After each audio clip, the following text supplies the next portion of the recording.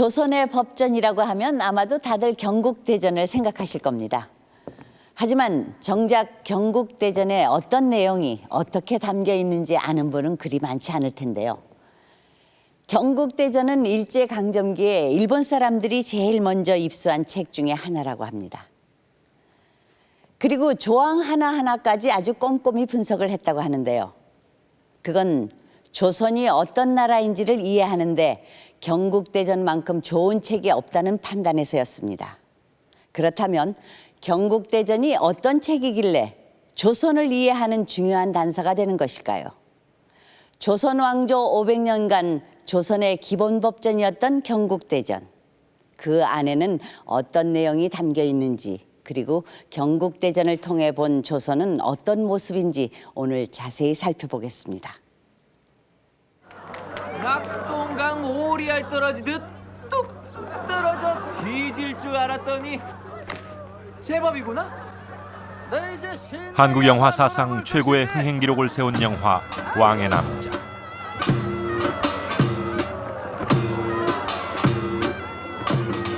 그런데 영화의 내용 중에 눈길을 끄는 부분이 있다. 입만 열면 아니 된다 아니 된다. 대체 되는 게 뭐가 있단 말이오? 어찌 천한 광대들을 궁에 두리 하십니까? 궁에 광대를 두고 제주를 보는 게 정녕 아니 될 일이오. 서슬퍼렇던 연산군에게 대신들이 거세게 반대하는 이유는 광대들을 불러 연회를 베풀었고 궁의 거처까지 마련해 주었기 때문이다. 이때 대신들이 반대의 근거로 내세운 건 바로 조선의 법도였다. 선왕께서는 광대패를 부를 때 그 연회의 성격과 의의에 따라 하도록 법도를 정하셨사옵니다. 정말 이 나라 법도에 그런 것까지 정해져 있어? 조선의 법도란 바로 조선의 법전인 경국대전을 의미한다. 과연 경국대전에는 왕이 마음대로 연회를 베풀고 광대들을 궁에 머무르게 하는 것을 금지하는 조항이 있을까?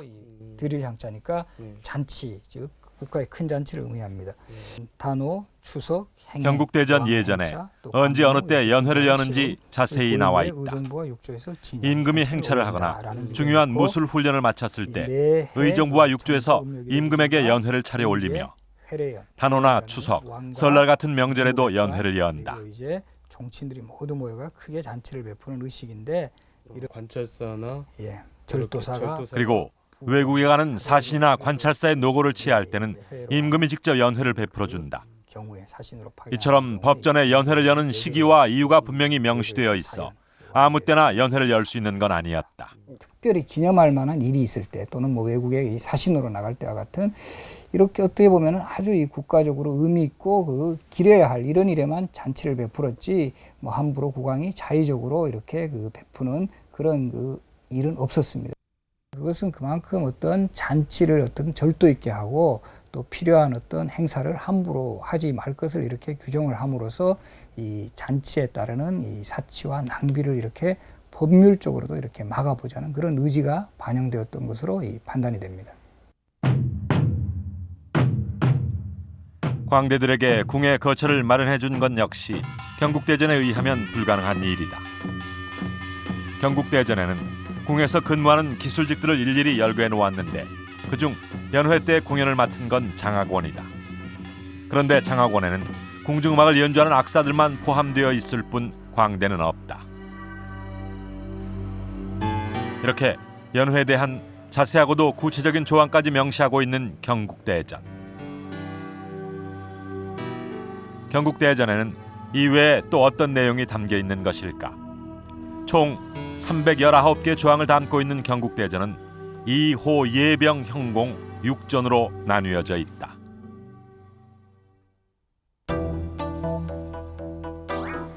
그 첫 시작은 이전이다. 이전은 중앙과 지방 관제, 그리고 관직의 종류와 임명에 관한 규정으로 국가 행정조직에 관한 법이다. 호전은 조세제도와 토지, 가옥, 노비 매매 등의 경제에 관련된 법이고 예전은 과거제도, 제례, 상복, 혼인 등에 관한 규정을 담고 있다. 지금으로 치면 민법에 해당한다.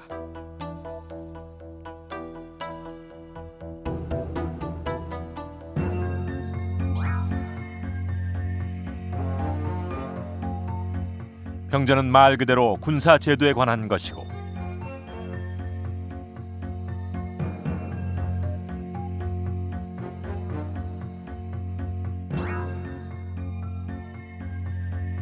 형전은 각종 범죄에 대한 재판과 형벌 그리고 노비 매매에 관한 것으로 지금의 형법에 해당한다.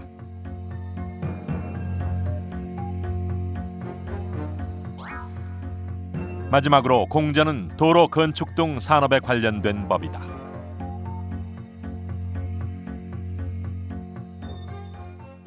이 조선의 정치 제도라든가 지방 행정 조직이 모두 이 6조 체제입니다. 2조, 호조, 예조, 병조 하는 식으로 그렇기 때문에 법률 체계를 그 육전 체계로 맞추어 놓는다면 중앙이라든가 지방 행정에 있어서 훨씬 더 효율적으로 또 합리적으로 이 통치할 수 있는 이 기반이 될 수 있었기 때문에 육전 체제로 이 편성을 했습니다. 육전에 담겨 있는 각 조항들은 아주 세세하고 구체적이어서 조선시대 풍속이며 생활상을 엿볼 수 있다.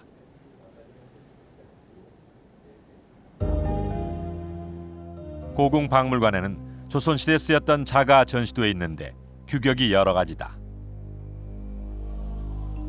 뿐만 아니라 자마다 각기 다른 이름이 새겨져 있다.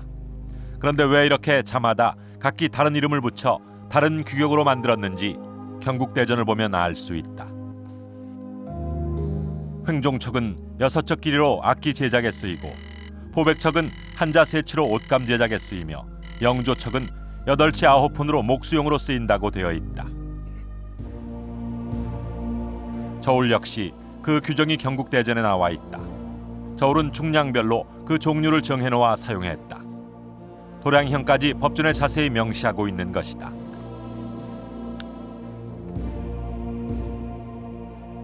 큰 저울은 100근, 보통 저울은 30근, 그리고 작은 저울은 3근짜리다.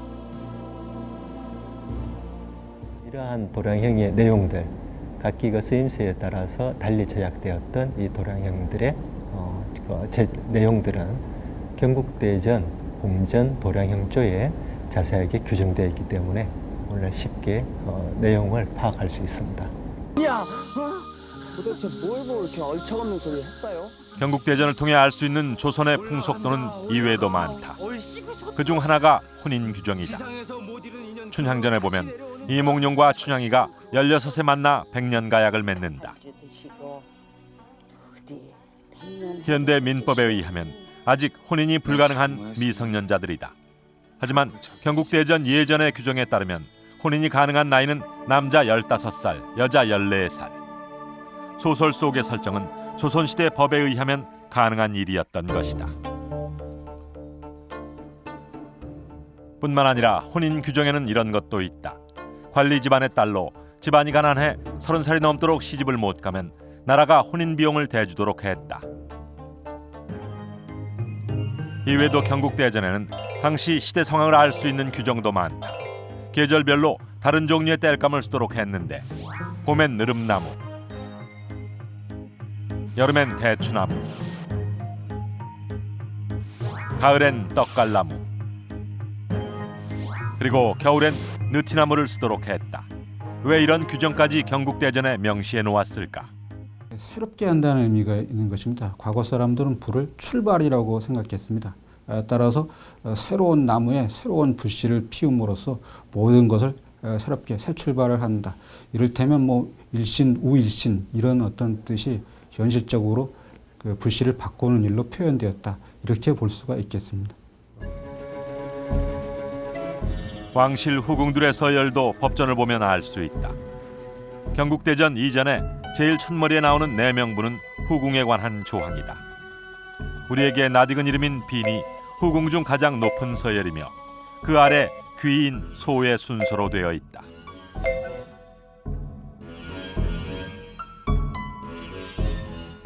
경국대전은 후궁들의 품계를 정일품에서부터 종구품까지 명시해 후궁들의 서열도 법으로 정해놓았던 것이다.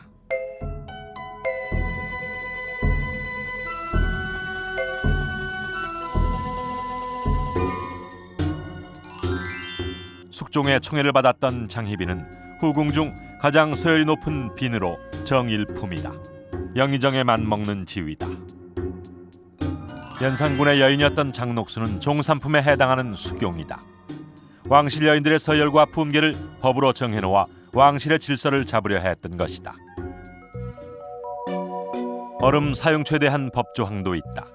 석빙고에 보관된 얼음을 여름철이 되면 나누어 주는데 얼음을 받을 수 있는 사람은 왕실 가족들과 70이 넘은 당상관들이었다. 이치로 온 것은 국립의료기관인 활인서의 환자들과 옥에 갇혀 있는 죄인들도 그 지급 대상에 포함됐다. 경국대전이라는 하나의 커다란 통일 법전에 지금식으로 말하면 헌법, 행정법, 형법, 민법, 재산법, 가족법이 총망라되어 있으므로 경국대전을 잘 분석 내지는 설명할 수 있으면 조선시대를 잘 분석 설명할 수 있겠죠.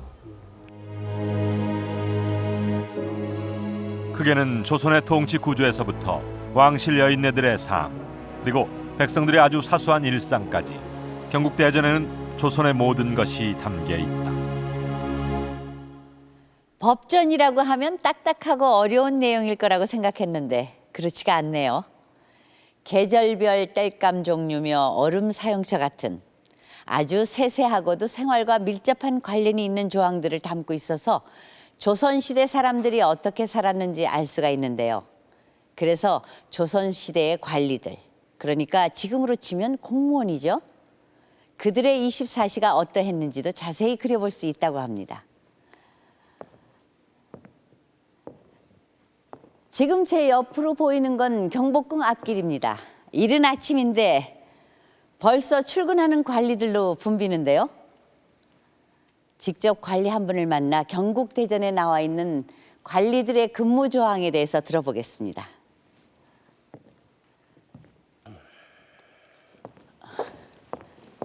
실례합니다. 예. 아직 이른 시간인데 벌써 출근하시나 봐요. 묘시까지 가야 하니 아침 일찍 서둘러야지요. 묘시라면 아침 5시부터 7시 사이인데 그렇게 일찍 출근을 하시나요? 그렇소. 아침 5시에서 7시면 이미 날이 훤히 밝지 않소. 그러니 부지런히 일을 시작해야지요. 그래도 해가 짧아지는 겨울철엔 진시까지만 출근하면 되니 그래도 여유가 조금 있소이다. 근데 사실은 일주일에 한 번은 좀 힘들다 싶은 날이 있습니다. 왕을 아련하는 조회가 일주일에 한 번씩 있는데 그날은 새벽 3시에서 5시 사이에 궁에 도착해야 합니다.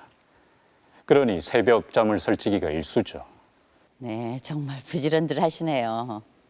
그리고 법전엔 결근 일수가 많을 때 어떻게 처벌해야 하는지에 대한 규정이 자세히 나와 있어. 30일 이상 결근을 하면 그대로 파직당한다. 그렇다고 29일 이하면 그냥 봐주냐. 속죄금이라고 해서 일종의 벌금을 내야 하지요. 아, 그렇군요. 그럼 혹시 관리들 월급, 그러니까 그 조선시대로 치면 록봉이죠? 그것도 경국대전에 있나요? 이게 뭔지 아시오?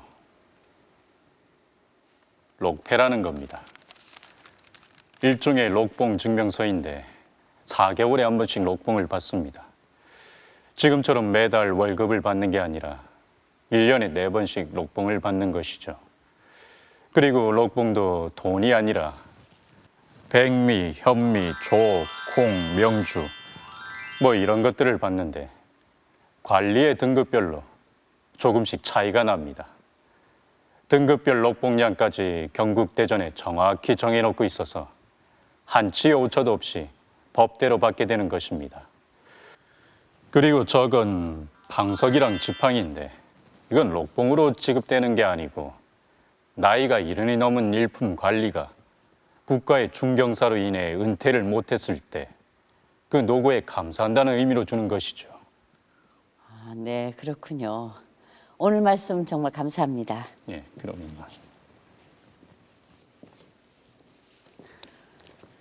경국대전을 통해 조선시대 관리들의 생활상까지 자세히 살펴보고 나니 그야말로 경국대전은 조선을 들여다보고 이해하는 조선의 창과 같은 책이라는 생각이 드는군요. 그렇다면 경국대전을 통해 보는 조선은 어떤 나라일까? 우리가 흔히 생각하기에 조선이라고 하면 유교적인 이념을 강조하는 사회, 그리고 신분이 엄격히 규정되어 있는 신분사회, 뭐 그런 다소 비합리적이고 전근대적인 모습일 텐데요. 그런데 경국대전을 보면 그러한 우리의 고정관념을 깨는 조항들이 많이 있습니다.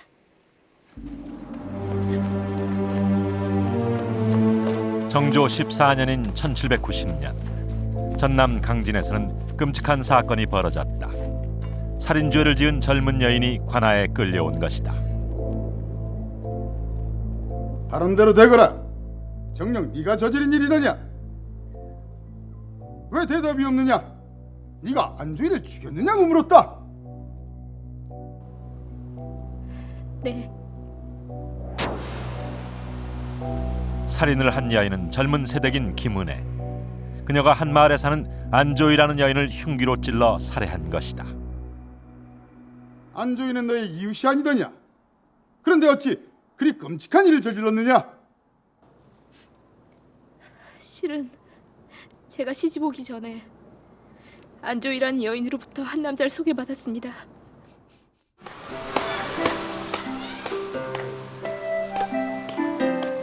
은혜라는 여인이 실토한 사건의 내막은 이러했다.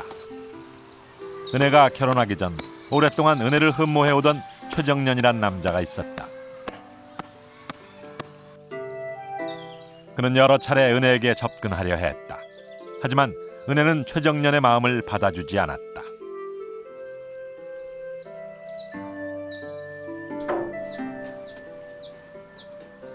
하지만 최정년은 이에 그치지 않는다. 최정년은 은혜를 아내로 얻고 싶은 마음에 마을의 중매를 잘 섰던 안조이에게 부탁한다.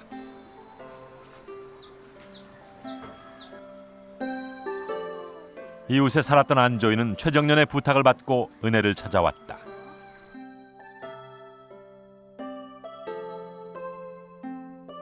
하지만 은혜는 안조이의 중매마저 거절했다.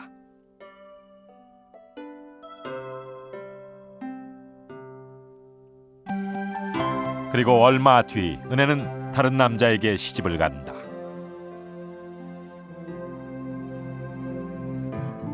그러자 안조이와 최정년이 짜고 은혜에 대한 안 좋은 소문을 마을에 퍼뜨리기로 한다. 동네 사람들한테 소문을 잘 내는 것이야. 안조이는 마을 안악들을 상대로 은혜가 간통했다는 등의 헛소문을 퍼뜨렸고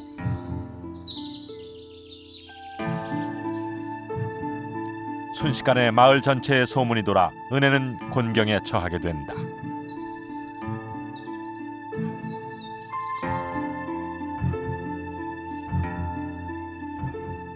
이에 분을 참지 못한 은혜는 헛소문을 퍼뜨린 안조이를 살해하기에 이른 것이다.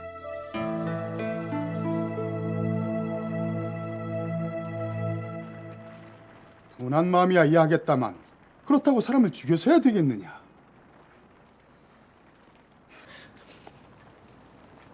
여봐라, 이 여인을 일단 옥에 가두어라.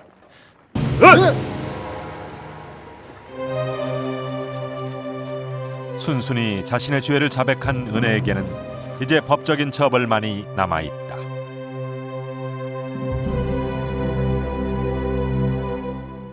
정조 14년인 1790년 전남 강진을 떠들썩하게 했던 한 살인사건인데요.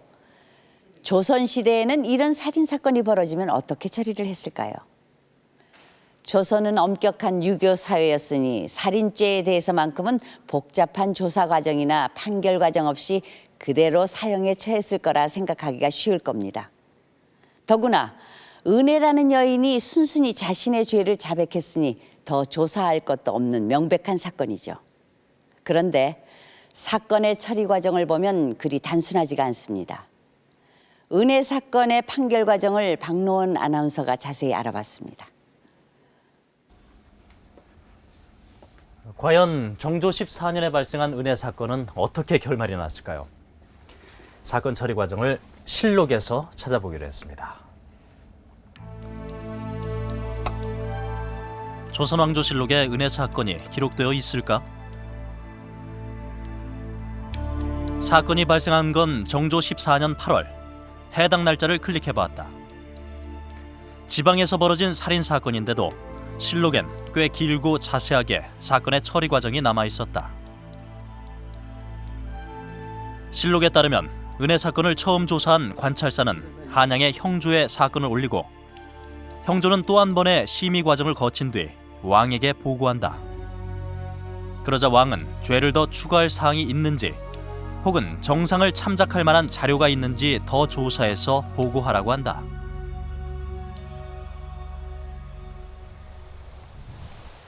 왜 이렇게 복잡한 과정을 거쳐 조사하고 더욱이 왕에게까지 보고한 걸까? 오랫동안 우리 전통법을 연구해온 법학자 김재문 교수를 찾아 은혜 사건의 처리 과정을 알아봤다. 형전에 있거든요. 형전요? 그럼 형전을 한번 보겠습니다. 예. 형전 아까 추단조 했죠. 추단조. 예, 추단은 예. 재판 심리 신문하는 과정입니다. 예. 그 사형제의 경우에는 여기 나와 있군요. 예, 예. 사제는 삼복한다. 3번 임금한테 재심을 할 수 있는 은혜 사건의 조사 과정은 바로 조선의 법전인 경국대전에 따른 것이었다. 그래서 왜 경국대전 형전엔 삼복제도라고 해서 사형에 처해야 하는 살인과 같은 중죄인의 경우 3번에 걸쳐 심의하도록 하고 있다. 죄가 무거운 만큼 신중하게 조사를 하는 것이다. 즉 삼복제도는 지금의 지방 장관격인 관찰사가 1차로 사건을 조사한 뒤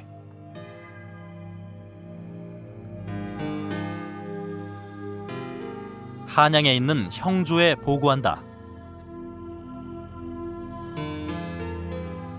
그러면 형조에서 또 한 번 조사를 해 왕에게 보고하고 마지막으로 왕은 사건을 대신들과 논의해 최종 판결을 내리게 되는 것이다. 살인 사건이나 사형 재수에게는 다시 살릴 수 있는 기회를 주기 위해서 3번 재판을 3심을 형조에서 했다 하더라도 반드시 임금에게 보고하도록 되어 있습니다. 마지막으로 판결을 내린 사람은 늘 왕이었습니다. 관찰사와 형조 2번에 걸쳐서 신문한 내용을 왕이 또다시 꼼꼼히 살펴본 뒤에 판결을 내렸던 것이죠. 그렇다면 은혜 사건의 경우 왕은 과연 어떤 판결을 내렸을까요? 오랜 논의 끝에 정조는 이런 판결을 내린다. 목숨을 걸고 자신의 결백을 알리려 했던 은혜의 절개와 지조를 참작해 석방하라는 것이었다. 절개와 지조를 중시했던 시대, 은혜 사건의 정상이 참작됐고 비록 살인죄를 지었더라도 정황을 꼼꼼히 분석하고 판단해 판결을 내린 것이다. 예, 조선의 삼복제도는 지금의 삼심제도와 아주 유사한 것입니다. 잘못된 판결로 억울하게 처형당하거나 옥살이를 하는 사람들이 생기지 않도록 하기 위해서 이런 법적인 제도를 이미 조선시대에 마련했던 것이죠. 정말 조선시대에도 삼심제도가 있었다니 놀라운데요. 예, 그렇습니다. 지금 법에 견주어 봐도 전혀 뒤떨어지지 않는 규정입니다. 그럼 이외에 처벌 규정 몇 가지를 더 살펴보겠습니다.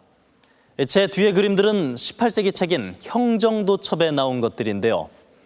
경국대전 형전에 기록된 조선의 형벌들을 그림으로 묘사해 놓은 것입니다. 조선시대에도 죄를 지은 사람은 이렇게 감옥에 가두고 조사를 하는 게 일반적입니다. 그런데 아무리 중죄를 지은 죄인일지라도 구속을 하지 않는 경우가 있습니다. 바로 나이가 70세 이상이거나 15세 이하인 경우인데요. 지금 소년, 소녀 범죄자들을 보호하는 것과 아주 유사한 것입니다. 그리고 이건 고문을 하는 그림인데요. 고문은 3일 이내에 2번 못하도록 법전에 명시해 놨습니다. 이 죄인이라고 해서 조사관 마음대로 가혹하게 고문하는 걸 방지하기 위해서입니다. 곤장을 때릴 때도 한 번에 30대 이상은 때리지 못했습니다.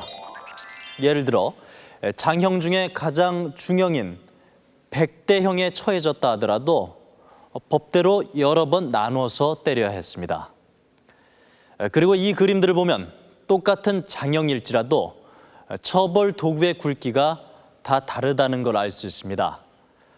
처벌 도구의 규격도 법으로 정해놓고 죄의 경중에 따라서 달리 쓰도록 했던 것입니다. 그리고 이 중에 가장 규격이 큰 처벌 도구인 신장은 때리는 방법까지 법전에 명시해 놨는데요. 살인마는 종아리 부분만 치고 정강이 부분은 치지 못하도록 했습니다. 정강이 부분을 쳐 뼈가 다치면 치명적인 부상을 입을 수 있기 때문이죠. 이렇게 죄인일지라도 최소한의 보호장치들은 마련을 해놓았던 것입니다.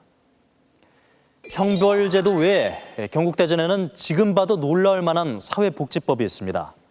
바로 출산휴가 조항인데요. 관노비의 경우 출산을 앞두고 한 달, 또 출산하고 난 뒤에 50일간 휴가를 줬습니다. 그러니까 총 80일간의 법정 휴가가 있었던 것이죠. 그런데 그것만이 아닙니다. 여기 보면 남편이 부엌에서 군불을 떼고 있는데요. 그 남편에게도 산후 15일의 휴가를 줘서 아내의 산후조리를 도울 수 있도록 했습니다. 얼마 전 뉴스에 의하면 2008년부터 남편에게도 출산휴가를 준다고 하는데요. 출산휴가에 있어서만큼은 조선시대가 지금보다 더 앞섰다고 할 수 있을 것 같습니다. 출산휴가라는 개념이 있었을 뿐만 아니라 남편에게까지 출산휴가를 줬다는 건 참으로 새로운 사실인데요. 이렇게 경국대전 조항들을 보면 설사 죄인이거나 신분이 낮은 노비일지라도 그들을 보호하기 위한 법적인 장치들을 아주 자세하고 구체적으로 만들어 놓았습니다. 당시 경국대전을 만든 사람들이 얼마나 심혈을 기울여 법조항 하나하나를 만들었는지 알 수가 있습니다. 그렇다면 경국대전은 언제 어떻게 만들어진 것일까요?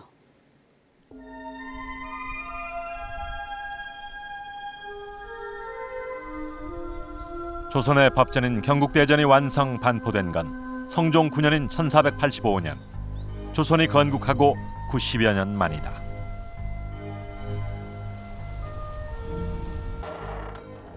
하지만 법전의 필요성은 이미 조선 건국 초부터 대두됐다. 태조 이성계는 조선을 건국하면서 법에 따라 조선을 통치 나갈 것을 천명했다. 태조의 즉위교서를 보면 의장과 법제는 고려의 것을 따르되 율문에 따라 죄를 판정한다고 되어 있다.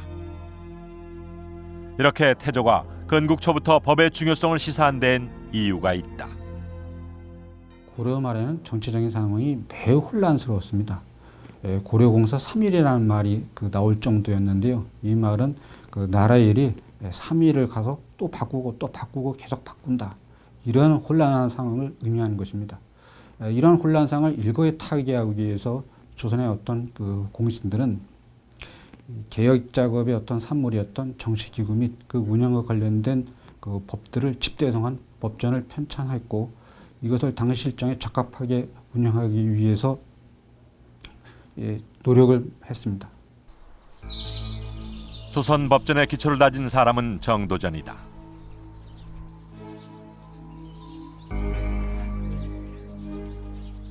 정도전은 이성계와 함께 조선 건국을 도모한 인물로 당대 뛰어난 정치가이자 사상가다.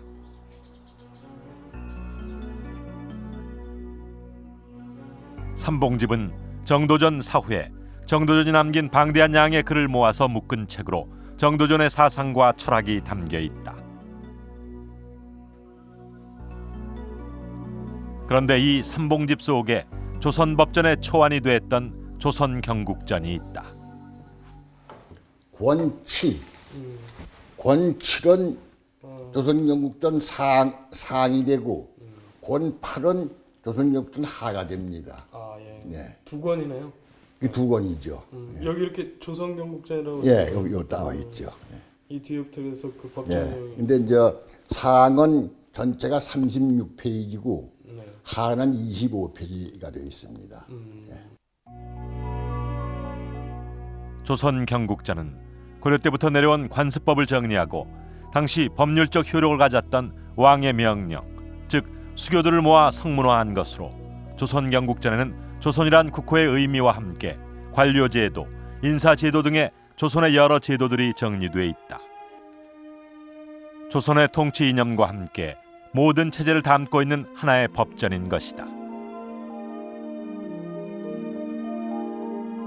그리고 태조 3년 조선 경국전의 내용을 토대로 경제육전이란 법전이 만들어진다.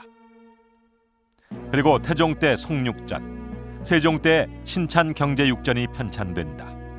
하지만 이렇게 왕이 바뀔 때마다 법전이 새롭게 편찬되다 보니 문제가 생겼다. 말하자면 그 법전의 구체적인 조항들이 통일되거나 고정된 방식으로 운용되는 것이 아니고 그때그때 필요에 따라서 사안에 따라서 국왕이 수교를 내리고 그게 맞추어서 법을 집행하는 이런 방식을 취했던 거죠. 그래서 전체적으로는 육전 체제를 갖추고 있고 그래서 나라를 다스리는 데 필요한 모든 사항들이 경제 육전의 여러 법전 속에 이렇게 들어 있습니다만은 통일적이고 고정적이지 않은 그런 그 한계를 가지고 있었다. 이렇게. 기존의 법전에 새로 나온 왕의 수교들을 덧붙이다 보니 법조항의 통일성이 없었던 것이다. 뿐만 아니라 왕이 바뀔 때마다 새로운 법전을 편찬하다 보니 경제적, 시간적인 손실이 컸다.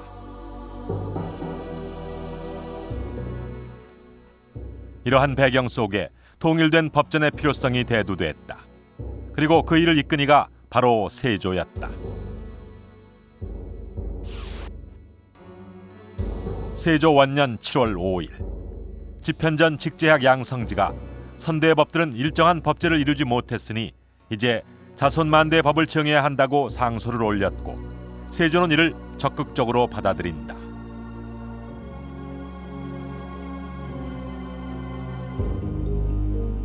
드디어 세조는 왕위에 오른 지 3년째인 1457년 육전상종소를 설치하고 경국대전을 만들 것을 명한다.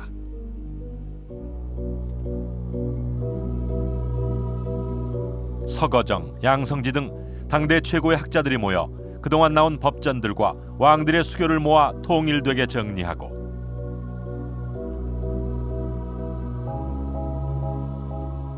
왕들의 수교 외에 오랫동안 지켜져 오던 관습법과 관례법들도 정리해서 법전에 수록한다.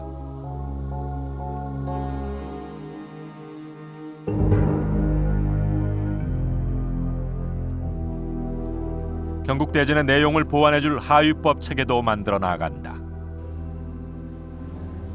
조선의 예법을 정리해놓은 국조오례인은 경국대전 예전의 내용을 보완해주는 하위법전이 된다.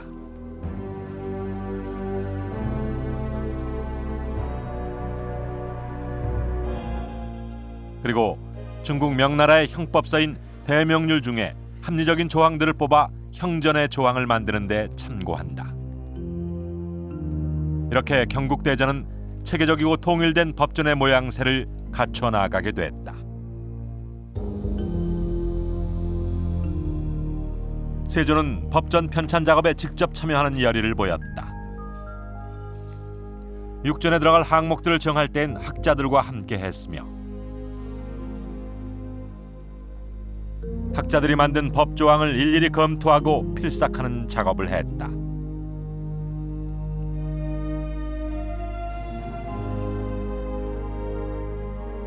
그뿐 아니라 세조는 법전 제작에 참여한 학자들이 상을 당해 빠지게 되면 특별히 어명을 내려 다시 나오게 할 정도였다. 세조가 이렇게 경국대전 편찬 작업에 심혈을 기울인 것은 통일적 법전의 필요성 외에 당시 정치적 상황과도 연결시킬 수 있다.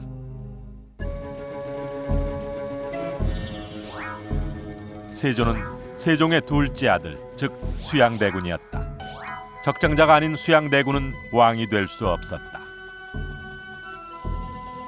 하지만 세조는 세종의 뒤를 이어 왕위에 문종이 오르고 그 뒤를 12살의 어린 왕 단종이 오르자 왕권 강화를 명분으로 조카인 단종으로부터 왕위를 넘겨받는다. 말하자면 비정상적인 방법으로 왕위에 올랐다. 그래서 그런 상황에서 정치적인 입지를 굳히기 위해서 정치적 정통성을 확보하기 위해서 나름대로의 그 취직이 필요했고 그런 과정에서 경국대전과 같은 큰 그 법전을 편찬하는 것이 필요했다. 뭐 이제 이렇게도 볼 수는 있습니다. 정치적인 입지를 굳히기 위한 세조의 의도는 즉위 이후 시행한 여러 제도를 통해서도 알 수 있는데 그중 하나가 과전법을 직전법으로 바꾼 것이다. 과전법이란 현직은 물론 전직 관리들에게도 과전을 지급하던 것으로 관리가 죽으면 자손들이 물려받을 수 있었다. 이에 비해 직전법은 현직 관리에게만 지급될 뿐 아니라 세습하지 못하고 나라에 다시 되돌려줘야 했다. 관리들의 권한을 축소하고 왕권을 강화해 세조는 자신의 입지와 정통성을 확보하려 한 것이다. 왕의 주관 하에 경국대전을 만든 것도 이러한 일련의 작업 중의 하나였다.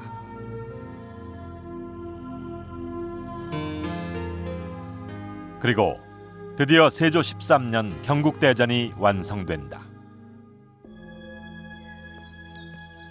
그러나 세조의 갑작스런 죽음으로 인해 경국대전은 세상에 반포되지 못한다. 대신 대대적인 수정 보완 작업에 들어가게 된다.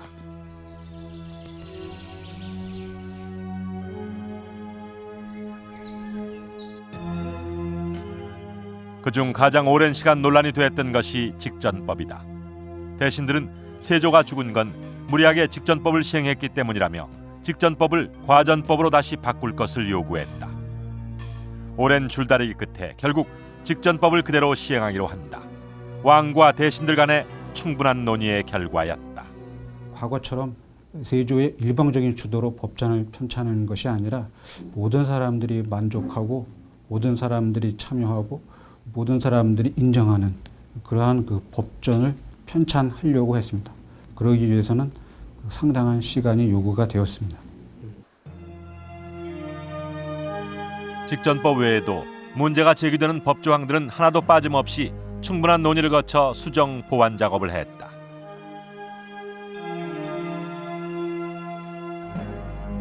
이렇게 수정 보완 작업에 또다시 심혈을 기울인 건 경국대전 서문에도 밝히고 있듯이 만세토록 변치 않는 완전한 법을 만들기 위한 것이었다.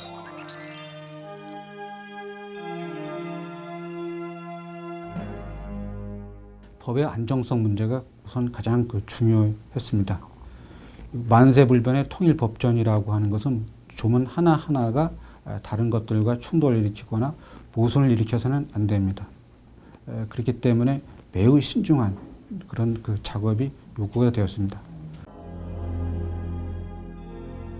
세조 3년에 시작된 경국대전 편찬 작업은 예종과 성종대까지 이어졌다.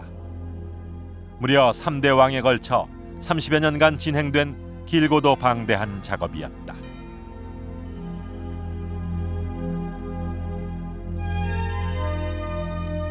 그리고 성종 9년인 1485년 드디어 경국대전이 완성 반포되기에 이른다. 나라를 다스리는 책이란 의미의 경국대전은 그렇게 탄생했다.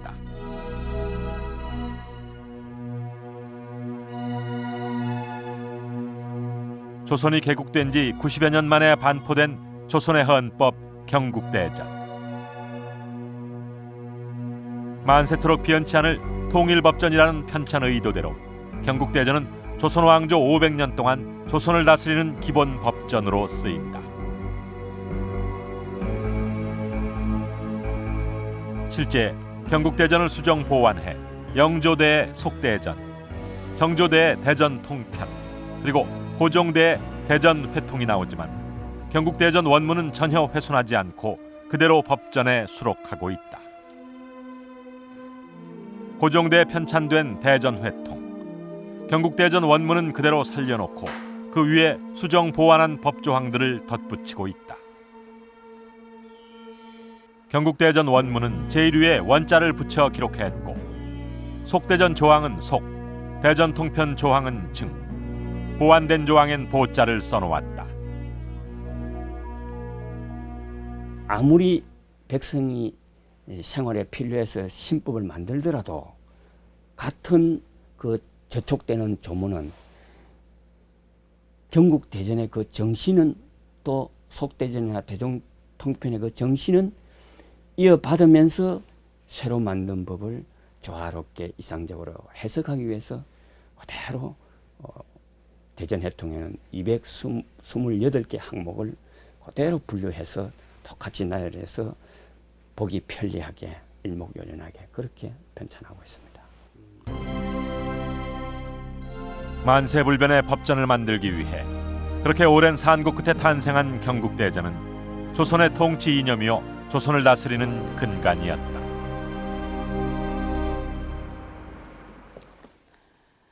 이처럼 오랜 시간을 두고 신중하게 만든 경국대전은 조선시대 내내 과거 시험의 중요한 과목으로 채택되었을 뿐만 아니라 지방의 사또에서부터 중앙관리 그리고 임금까지도 모든 일을 결정할 때 경국대전 법조항을 따랐습니다.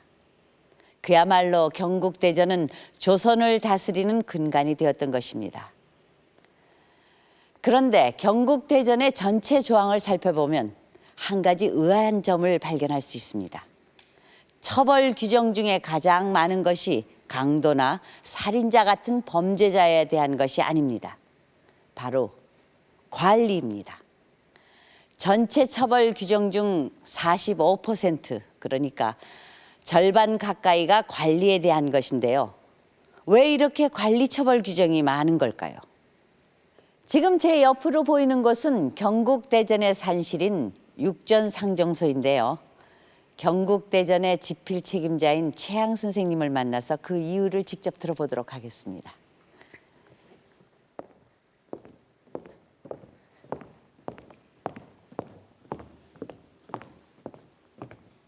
안녕하십니까? 예, 안녕하신지요. 경국대전 조항을 보면 유난히 관리 처벌 규정이 많던데 그 특별한 이유가 있습니까? 물론 있지요. 나라가 바로 서기 위해선 가장 중요한 게 누구겠습니까? 바로 관리들입니다. 관리가 맡은 바 소임을 다하지 않고 비리나 저지른다면 어디 나라가 제대로 돌아가겠습니까? 그리고 무엇보다도 백성들이 살기가 힘들지요. 그러니 관리들을 엄중히 다스리는 것입니다. 비리 공무원은 물론이고 백성들을 괴롭히는 관리나 근무가 태만한 관리에게도 아주 무거운 벌을 내리게 되는 것입니다. 네, 그렇군요. 처벌만 엄하게 한 것이 아닙니다. 관리들을 뽑을 때부터 아주 신중하게 하죠. 예를 들자면 비리에 연루돼 파면당한 관리의 집안에서는 그 자손들도 관직에 올라올 수가 없습니다. 그리고 과거 시험의 경우 지역별 과거 급제자 수를 이렇게 법으로 정해놓습니다. 각 지역의 인구수에 대비해서 그 수를 정한 것인데 우수한 인재를 전국적으로 골고루 뽑기 위한 것이지요. 어느 한 지역에만 편중되면 문제가 생길 수도 있기 때문입니다. 그러니까 관리들이 비리를 저지르지 못하게 이중 삼중으로 법적 그 장치를 만들어 놓은 거네요. 그렇소. 사실은 이게 다 조선의 통치 이념과 관련이 있는 것이오. 조선은 유가적인 이상 국가를 실현하고자 하는 나라요. 그러자면 관리들부터 유교적인 이념에 맞게 청렴결백해야지요. 네. 오늘 말씀 감사합니다. 자, 그렇다면 관리들을 바르게 다스리기 위한 처벌 규정에는 어떤 것들이 있었고 또 얼마나 엄했는지 살펴보겠습니다.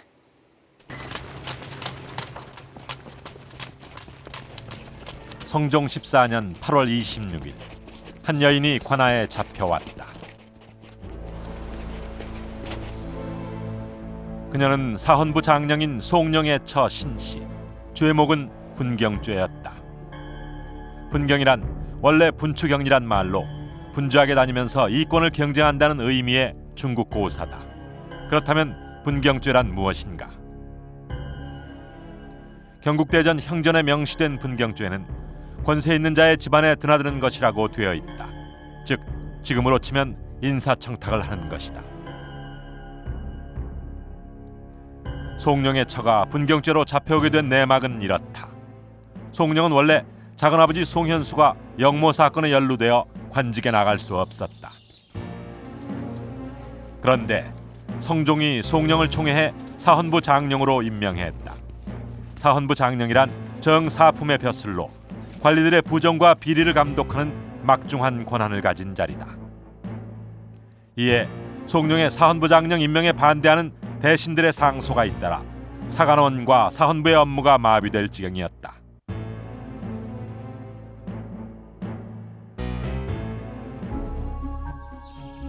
그러자 송룡의 처 신씨가 자신의 팔촌오빠인 사헌부 관리 홍석보를 찾아가 탄핵을 무마시키고 남편이 벼슬에 나가게 해달라고 부탁했다. 엄연한 분경죄인 것이다. 분경죄에 대한 처벌은 엄중했다. 경국대전에 의하면 분경을 한 자는 파직은 물론이고 장형 100대와 유형 3천리에 처한다고 되어 있다.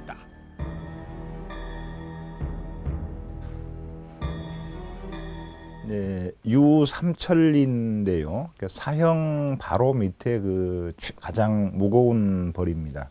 그리고 이제 유형의 경우는 이제 통상 그 장 1백을 부가형으로 권장 100대를 때려서 이제 귀양을 보내는 것이죠. 그래서 이제 분경죄로 그렇게 귀양을 가게 되면 이제 그 용서를 받고 풀려 나온다고 하더라도 사실상 그 요직에 소용되는 것은 어려웠습니다. 신씨 사건은 관리의 처가 인사청탁에 개입된 첫 사건이었다.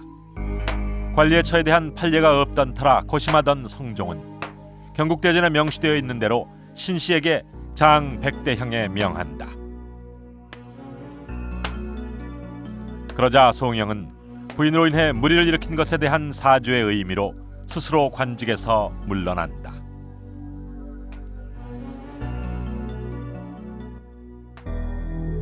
송영 사건 외에도 분경죄로 인해 처벌받은 예는 실록에서 어렵지 않게 찾아볼 수 있다. 분경으로 인해 실제 인사가 단행되지 않았다 하더라도 분경을 한 자는 무조건 파직됐으며 이후에도 관직에 나아갈 수 없었다. 조선시대는 분경죄에 대해 왜 이렇게 엄하게 다스렸던 것일까? 그 이유는 고려 말로 거슬러 올라간다. 고려 말 인재등용의 문이었던 과거 시험 제도는 극도로 부패해져 있었다.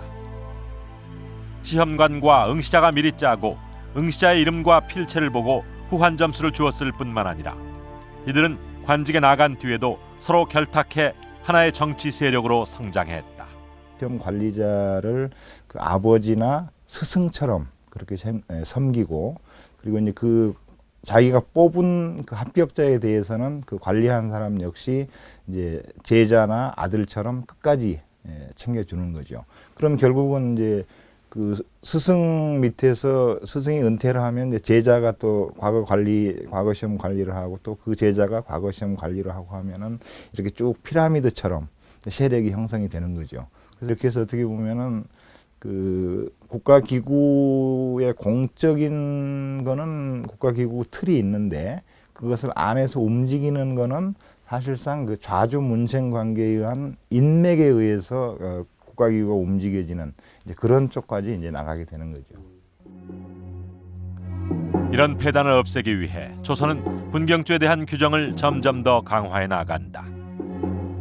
분경금지법이 처음 반포됐던 정종 당시만 해도 주요 공신들의 집에 찾아가는 것을 금지했는데 세조 때는 정삼품 이상 관리까지 확대했고, 그리고 성종대에 와서는 인사관리 말단까지 분경금지 대상이 됐다. 그런가 하면 팽형이라는 독특한 처벌 규정이 있다. 팽형이란 탐관 오리에게 내려지는 형벌로 말 그대로 삶아 죽이는 것이다. 조선 왕조 실록에 보면 실제 탐관 오리들을 평형에 처한 사례들이 나온다. 그렇다면 과연 평형과 같은 끔찍한 형벌이 실제로 집행됐을까? 평형 집행 과정을 재현해 보면 현장엔 가마솥과 땔감이 준비됐다. 그리고 평형에 처해질 탐과 노리는 눈을 가린 채 끌려온다. 이제 형을 집행하기만 하면 된다. 그런데 형벌 집행 과정을 보면 이상한 점을 발견할 수 있다. 가마솥 안에 물이 없다. 뿐만 아니라 불을 지피는 신용만 할 뿐 실제 불을 떼지 않는다. 이것은 실제 삶아 죽이는 그런 극형이 아니라 해당 공무원 즉 관원을 그 관직 사회로부터 영구적으로 추방하기 위한 하나의 통과 의례라고 보여지는 명예형이 되겠습니다. 비록 형 집행은 형식적이었지만 팽형은 관리에게 치명적이었다. 팽형은 지금 광화문 내거리인 포도청 뒤뜰에서 치러졌는데 이곳은 조선시대에도 번화가였다. 사람이 많이 모인 곳에서 공개적으로 치러진 것이다. 뿐만 아니라 형 집행이 끝난 뒤엔 실제 사람이 죽은 것과 똑같은 절차를 밟았다.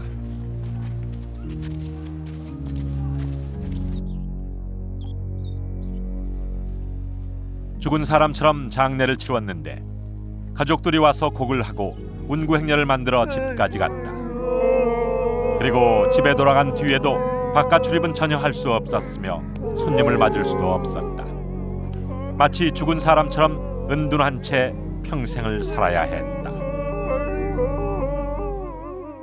그 사회에서 영구적으로 격리되고 추방시키는 것이 팽형이었습니다.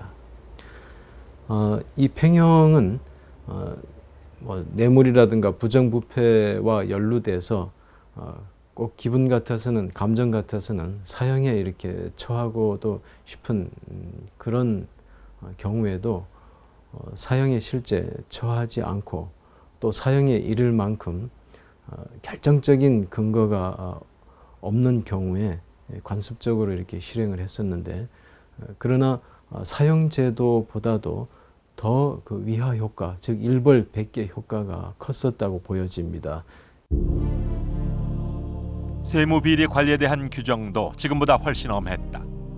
세무 비리를 저지른 관리는 사형에 처하고 아내와 자식에게 남겨진 재산도 모두 몰수했는데 실제 성종 24년 세금으로 거둔 면포와 종이를 빼돌린 하양 현감 김진은 사형에 처해졌다. 효종 1년엔 위원군수 권영이 세금으로 거둔 인삼 수백 근을 수탈했다.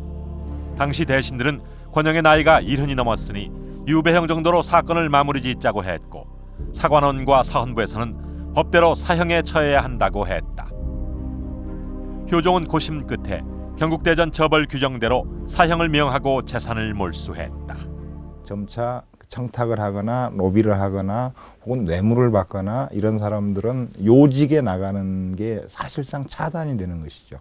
고려시대보다는 더 높은, 지배층에게 더 높은 도덕, 능력을 요구하게 되는 것이죠.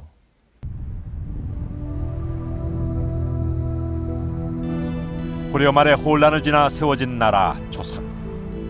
조선은 관리가 바로 서야 나라가 바로 선다고 생각했다. 500년 조선이 이루고자 한 건 유교 사상을 토대로 유가적인 이상국가를 실현하는 것이었다.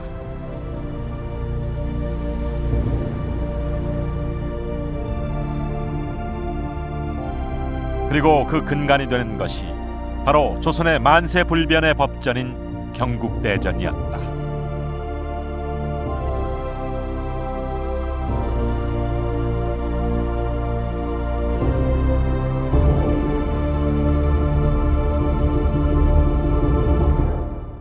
법은 한 시대의 사회와 문화, 풍속을 담고 있는 창과도 같은 것입니다. 경국대전을 통해 들여다본 조선시대. 물론 경국대전에는 조선시대의 한계도 그대로 반영이 되어 있습니다. 여인의 재가를 금지했다든가 노비를 사고 팔았던 신분사회의 모습은 분명한 시대적인 한계입니다. 하지만 오늘 살펴본 대로 경국대전을 통해 본 조선은 그저 전근대적이고 비합리적인 사회만은 아니었습니다. 근대 이후 서구 문물이 대거 들어오면서 법 체계도 서구의 것을 그대로 받아들였습니다. 우리의 전통법인 경국대전은 그렇게 과거의 역사 속으로 묻혀졌습니다. 그래서 경국대전이 담고 있는 의미마저도 잊고 있는 건 아닌지 역사학자들은 아쉬워하고 있습니다. 오늘 HD 역사 스페셜에서 살펴본 것처럼 우리에게는 경국대전이라는 소중한 법적 유산이 있었다는 것, 그리고 경국대전을 통해서 조선의 새로운 모습을 만나볼 수 있다는 것마저도 잊어서는 안 될 것입니다.